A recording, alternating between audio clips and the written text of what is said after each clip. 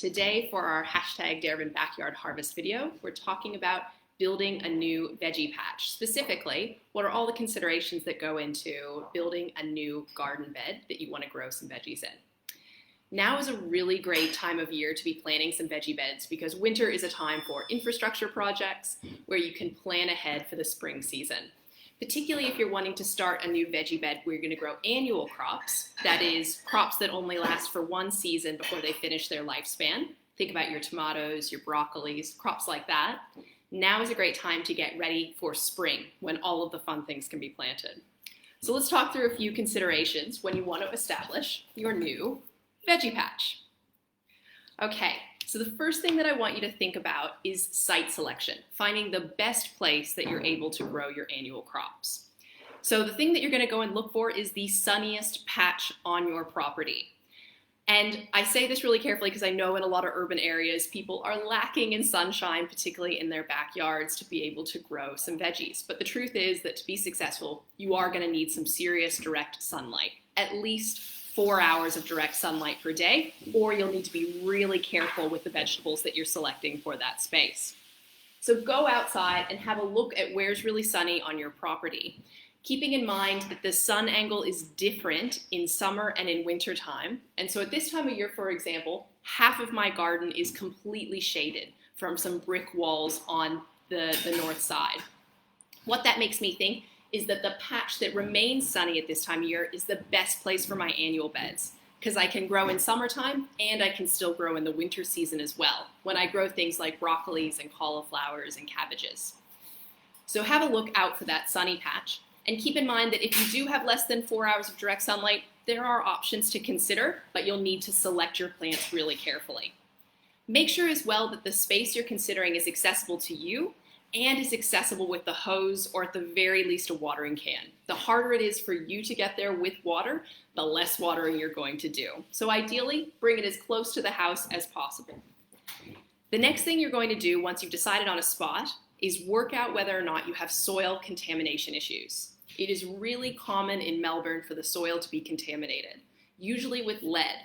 That can be from a variety of causes and a variety of past uses. Previously, when I lived in a rental garden in Northcote, there was a lot of lead in the soil in certain parts.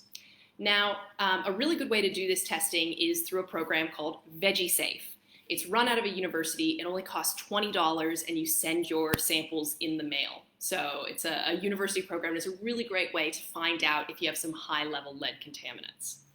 If you're looking to do a more intensive soil test, find out what nutrients you're deficient in, for example, or you think there could be other contaminants, those tests are available. They're a little bit more expensive, but I urge you just as a precautionary measure very early on, do the veggie test. With lead in the soil, a lot of soils are going to have some level, and there's varying opinions on the level of lead before it's unsafe for you to eat the vegetables. It might be that you have a low level of contamination and washing really thoroughly is sufficient, or it might affect the type of vegetables that you grow. For example, lead uptake into the leaves of plants is much higher than into the fruit. So growing lettuce and eating the leaves, a little bit more dangerous than growing a tomato and eating the fruit off of that plant. Those are all some big, long considerations, but go out, check out veggie online. I'll post a link in the comments of this video so that you can check them out and consider doing a test. You're also going to want to look at your soil in terms of whether or not it's clay, sandy, or loam. So when I'm talking about clay soil, if you live in my area, for example, in the city of Darebin, a lot of the soils are really heavy and dense, and you'll know it because they get quite soggy in wintertime. The water just doesn't drain. If you live closer to the beach, say in the Bayside area, you might find that your soil is quite sandy. That is, that the water just rushes through it. It doesn't hold the water. Really what you're looking for is the perfect mix of those two things. Soil that holds on to the water but doesn't become soggy and waterlogged and make your plant's roots rot out. And the way that you do that in either case is by adding lots of organic matter. Adding compost into the soil makes it healthy and alive and have good soil structure.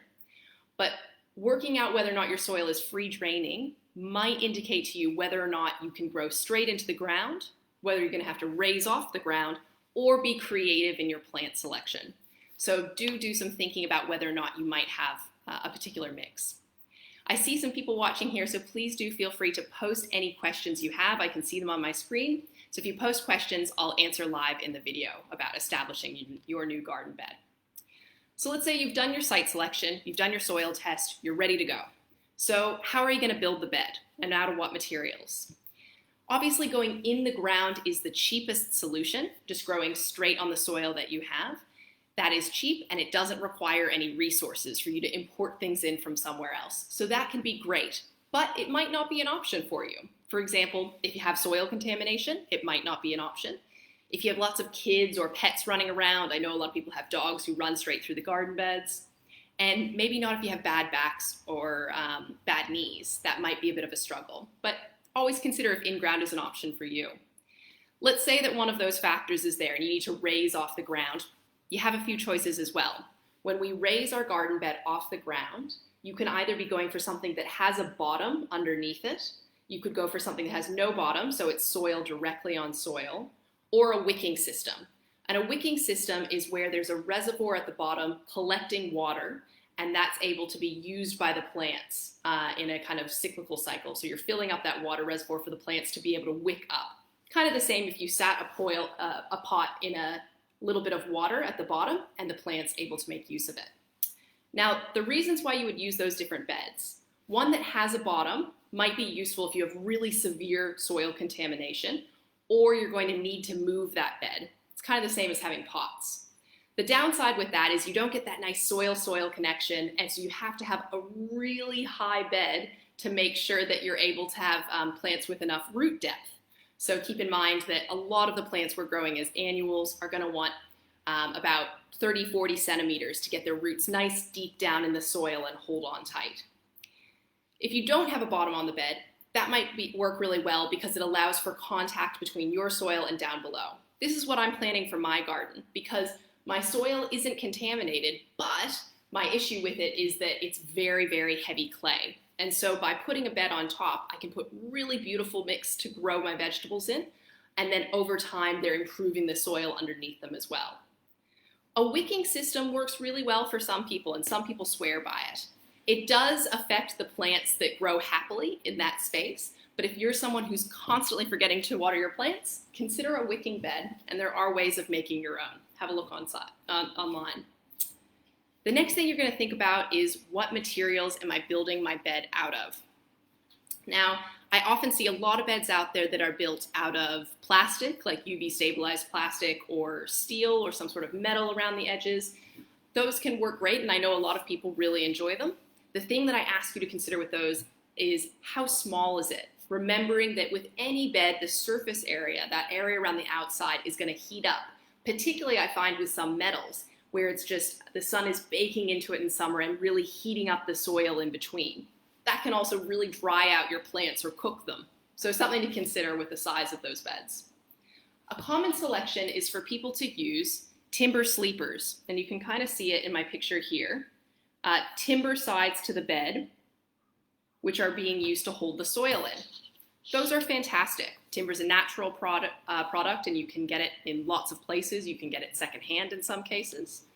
The only thing that I'd ask you to consider with the sleepers is, of course, over time they do rot out, and I will insist, please do not use treated pine directly onto soil. It is not safe, in my opinion. The things used to treat that pine can leach into the soil and then into your food, which is probably not why you started growing veggies at home in the first place. If you have treated pine in your garden, make sure there is something that is keeping it separate from your vegetables. I've heard of people using pool liners and things like that.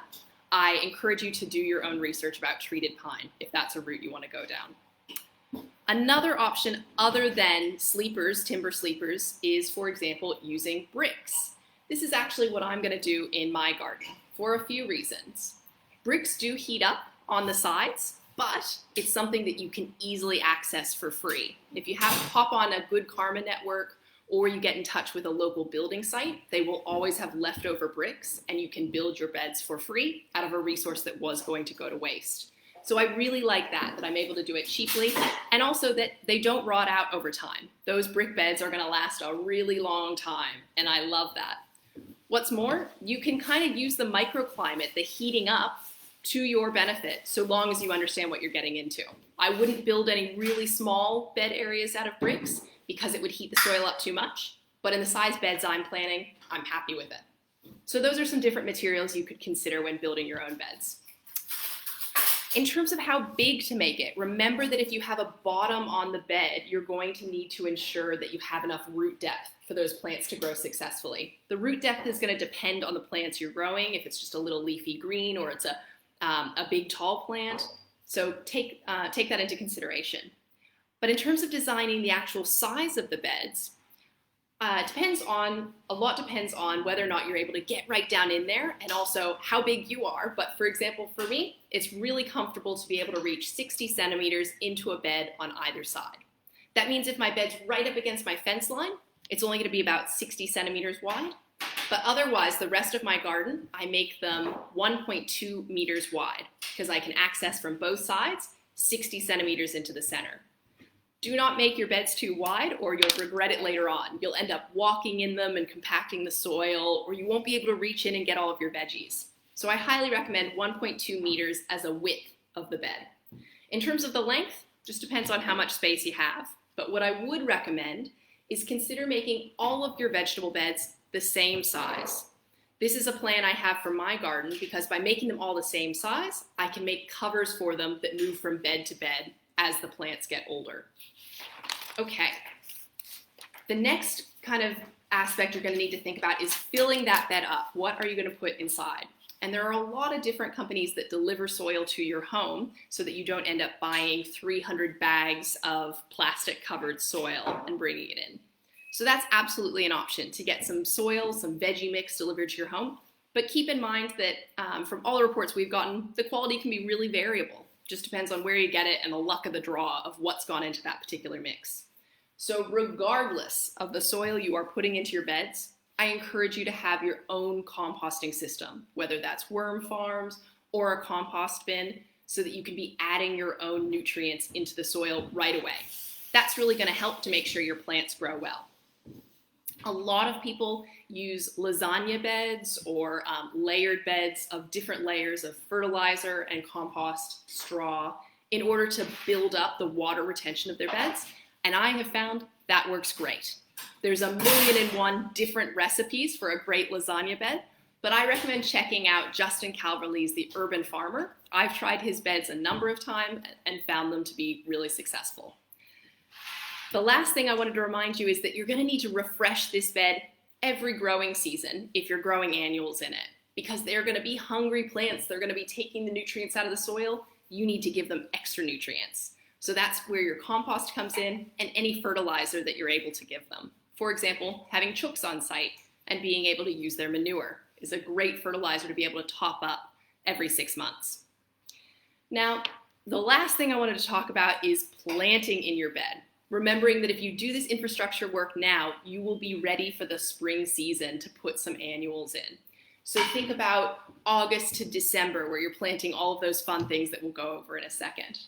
But if you're keen to get some perennials in there, think your rhubarbs, your asparagus, your artichoke, that's stuff that you can do in, for example, July. So if you wanted to get going really fast, there are some plants you can put in now.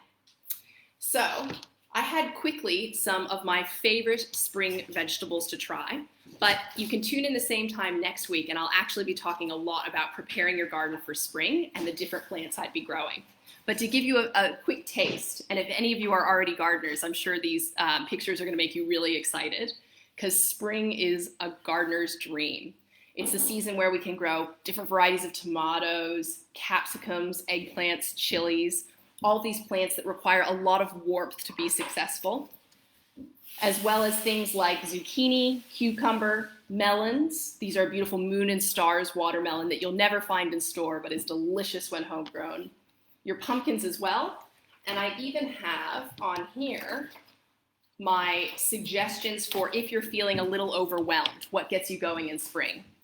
Silver beet has to be the easiest crop ever to grow, so it's always on my list when people are feeling overwhelmed. Lettuce is another easy one year-round in Melbourne. And herbs. I'm a big believer when you get gardening that it's great to be self-sufficient in something, whether that's honey from your bees, eggs from your chooks, or herbs, for example, that you never have to buy from the store again.